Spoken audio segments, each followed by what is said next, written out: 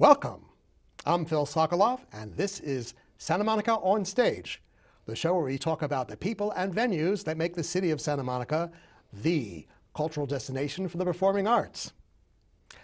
My guest is Josh Shaw, co-founder and artistic director of Pacific Opera Project, which performs in Santa Monica at the Miles Memorial Playhouse, as well as at other venues throughout the area.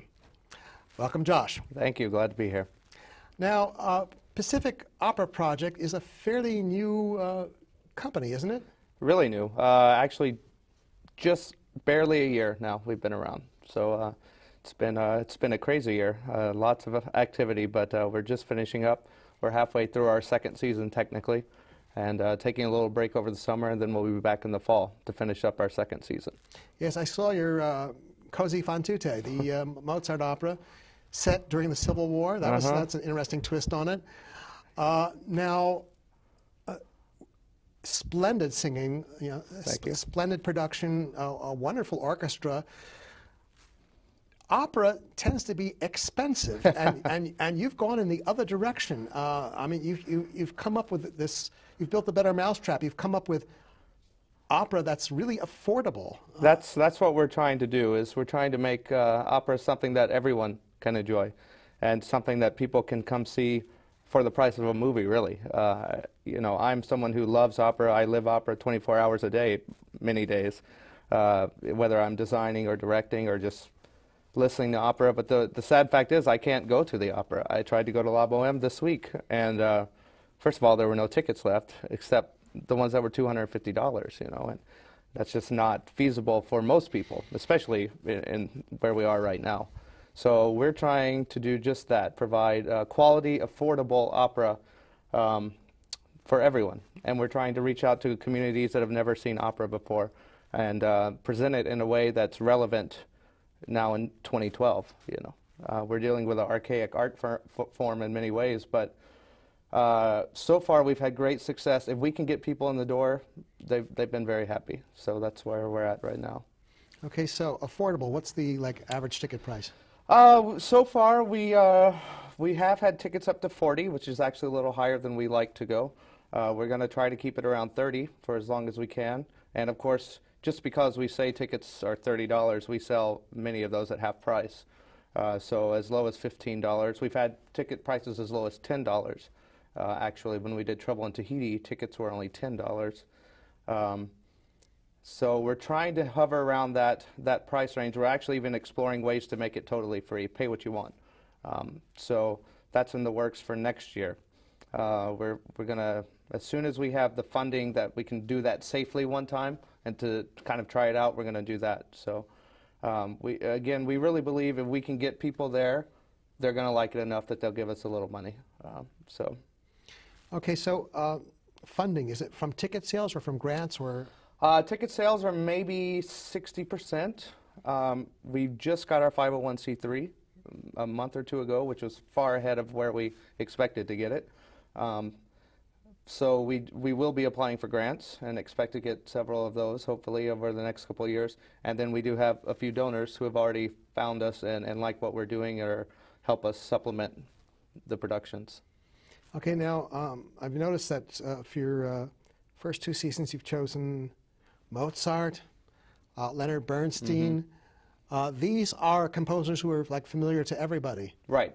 And part of that is exactly for that, because we want people to come because they recognize the name, because they're certainly not going to recognize Pacific Opera Project as a name, but they might recognize Mozart or Leonard Bernstein.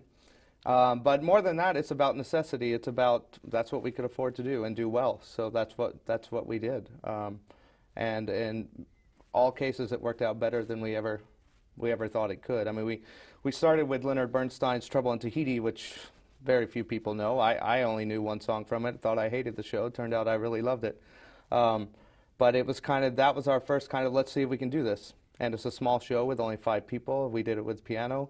But it just happened to be the exact right thing because the Los Angeles Times picked it up because no one had done it in LA for 20 years. So it was quite a miracle that it worked out so well, and we sold out 3 or 4 performances with that.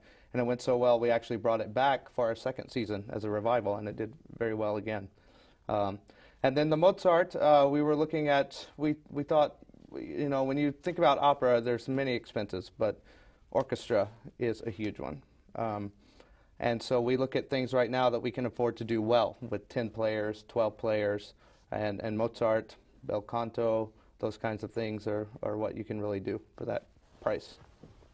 So it's partly a matter of familiarity and budget. Yes, very much. As it always is. Yeah. Now, in the next season, in fall of 2012, you'll be doing Sweeney Todd, which is a Broadway musical. Yeah. So Sweeney Todd is a huge step for us, and very calculated step for us. The budget will be twice what we've done before. Of course, there's rights to pay for this kind of thing, but it's calculated in that not only is it something that Stephen and I, my partner, my music director, are very passionate about doing, but also it's something we know people want to see. Even, you know, some people love the musical, some people will just come to see it because it's a musical and not an opera, some people like the gory side, some people just like Johnny Depp and they'll come to it just for that reason. But again, we believe if we get them there and they can see what we're doing, we can convince them to come back and see a Mozart opera or a Puccini opera the next season. On the other side of the coin, a big part of our mission is not only for our audience, but for singers, because LA is overflowing with talented opera singers, just dying for a chance to sing, and they all want to do Sweeney Todd. So we had auditions during the middle of Cozy. We heard about 150 singers just from LA, and we had people auditioning just for the chorus, you know, which we've never had before. So we're very excited about that, and it's going to be a new big step for us. First time we have a big chorus and a lot of people on stage, and of course the technical side is much higher for us than a Cozy or even a Don Giovanni. Yeah, we're super excited. Now with Cozy, you said it during the Civil War. Are you going to do anything unusual like that for Sweeney? I just started designing this week. I think we're going to stay fairly, I mean, there will be twists and little things, but mostly dictated by budget, to be honest. But I think it's going to be fairly what you expect as far as setting and set. Really, it hasn't been decided completely yet. But you'll be 18th century? Yeah, I mean, yes, with a twist probably. Okay. It hasn't all been worked out yet. Actually, I've been spending a lot of time on it this week, and a couple different ideas I'm still tossing around, and we'll see which one kind of works out best. Have you cast your Sweeney yet? We have. Phil Meyer is our Sweeney Todd. He was our Sam in Trouble in Tahiti. Excellent singer, excellent actor. Started as an actor, and this was really actually he pushed Stephen and I to do this. We knew he would be great at it. We were just so worried, can we pull it off? Can we do it? Can we do it? And finally he convinced us that we can, and I'm so glad he did, because he is going to be fabulous. And actually, we haven't cast all the other roles, but we have heard all the auditions, and we're just juggling people around. It's going to be, again, we're so blessed with the talent we've gotten so far. I mean, for two guys just starting an opera company a year ago, it's pretty amazing who we've had come through already. Have you cast your female lead? We haven't, not yet. Okay. Well, we have. She doesn't know yet, so I can't say. Okay. A lot of you keep it a secret for the time being.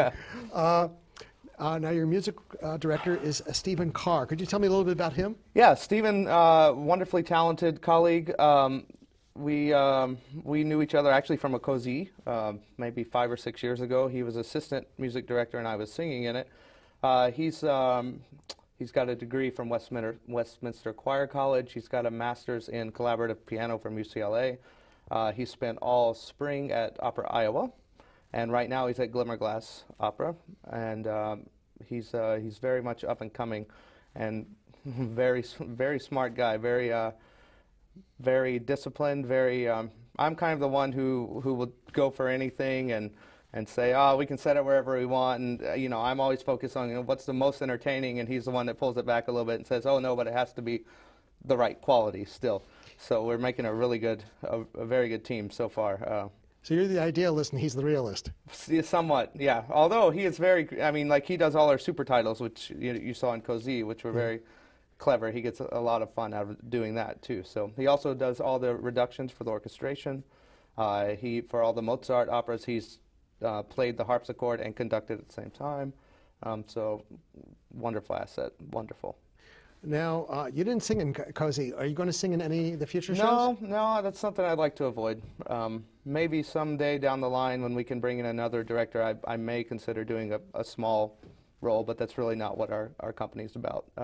But you still sing in other places, don't you? I do sing around LA quite a bit. Less and less as I get more and more into this, but yeah, I still do a few roles a year with the other smaller companies in LA and enjoy it when I have the time. Yeah. Now, I know you're doing Sweeney. What's coming afterward? Do you know yet? We don't know. We've started talking this week, in fact, tossing a few things around. The short list is we'd like to do 3 shows next year again. We've kind of tossed around Tosca. We have an interesting idea of that, where we would do kind of a roving performance in that we start in the sanctuary of a church, and then for Act 2 we move to the theater, and the audience comes with us, and then Act 3 we move outside. So an environmental staging. Yeah, something, we're always looking for something that makes us a little different, that is news. Well, thank you for sharing Pacific Opera Project with us. You're very welcome. Thank you. And for those of you who would like more information about the future of Pacific Opera Project, go to pacificoperaproject.com.